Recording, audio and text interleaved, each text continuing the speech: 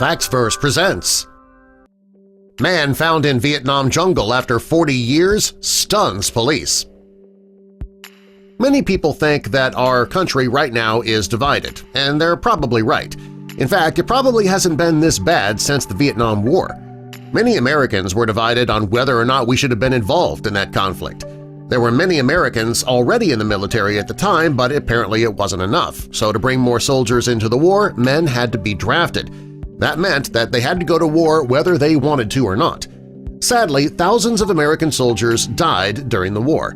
Many were taken prisoners by the Viet Cong. Prisoners were captured, starved, and tortured right until the war ended in 1975. After the war, many prisoners were released and sent home. Others remained lost and were presumed dead. One of these soldiers was Army Sergeant First Class John Hartley Robertson, but he created a new life for himself in Vietnam, and he lived there until he was found in 2008. First, help us be found by others by clicking that like button, and also be sure to subscribe and click the notification bell so you don't miss our future videos. This missing soldier was a highly decorated Green Beret. He was injured when his plane crashed during the Vietnam War, and he fell in love with a nurse who cared for him in a North Vietnamese Army prison. They got married, and when the war ended and John was freed, he stole his wife's dead husband's identity, and the two fled to South Vietnam. He became known as Dang Tang Duc. In spring of 2008, a Christian missionary named Tom France was helping the locals in Cambodia digging wells. During a break at the dig site, he heard a rumor about an American soldier who survived a helicopter crash in 1968 and was still living somewhere in Laos. Fonce was an ex-soldier himself. He served 2 tours of duty overseas, and many of his friends were not so lucky. The death he saw while serving had an incredible effect on him. He decided to put his guilt and sadness aside. He ended his marriage and moved to Cambodia to help people there through God.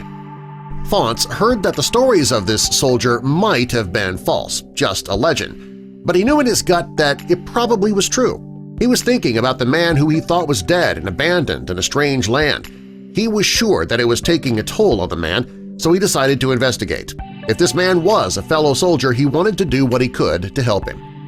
When Fonce arrived at John's house, he let him in. He knew right away why this American man was at his home. His wife, however, was shocked, and she began yelling in Vietnamese. She told Fonce that John was not an American, that he was Vietnamese.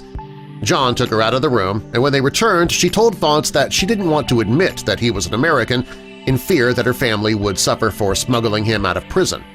For the next few hours, John told his guest about his military career. He explained that he was a career soldier. He enlisted in the Army right after graduating from high school in Alabama. He spent years training as a paratrooper and was sent to help bomb North Vietnam in the mid-60s. It was a top-secret CIA mission, and they thought that he was a perfect fit for it. The Green Berets believed John was a real asset, and it was during one of his search-and-destroy missions that his chopper was hit over the jungle and it went down. Most of the men in his chopper safely ejected, but John was stuck. He was bruised and battered and taken to a nearby hospital, and it was there that he met his future wife. John asked Fonce if he knew what had happened to his family back home. Fonce had no answers for him, but he suggested that John accompany him to the United States Embassy for a fingerprint test that would establish his identity so that he could have access to his old life. Years later, during the winter of 2012, Emmy Award-winning director Michael Jorgensen sent Hugh Traw to Vietnam to bring John home. They wanted to reunite him with his sister Jean in Edmonton, Alberta. She was excited to see her long-lost brother who she thought was dead. John talked about his ordeal. He talked about being held in a bamboo cage and tortured for a year before being sent to the hospital. By the time Fonce found John, he could only speak Vietnamese. He couldn't remember the names of his own children. John's sisters and her family flew from their home in Tuscaloosa to Canada to meet up with John. His niece, Gail, hadn't seen her uncle since her 10th birthday. John's translator helped the family communicate with one another. Jean and her family realized that John was very much changed by his experiences. The story became more mysterious when Fonce got the fingerprint results back. They didn't match John Robertson's. They thought that maybe the soldier got his name wrong. He could have been another lost soldier. Well, finally, they couldn't find evidence that John wasn't John, aside from the fingerprints. So they decided to reunite him with one of his old Green Beret buddies named Mahoney. Mahoney couldn't wait to see his old friend again. The men met in a restaurant and they had a conversation with the help of a translator.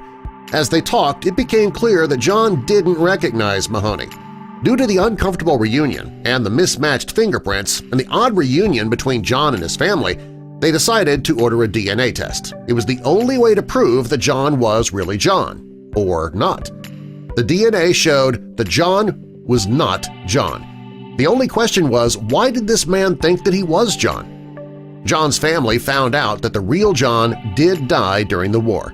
They didn't know if he had died in the crash or while being tortured by the Viet Cong. The only explanation was that the man was a Vietnamese with dementia who got swept up in the story that he created in his own mind.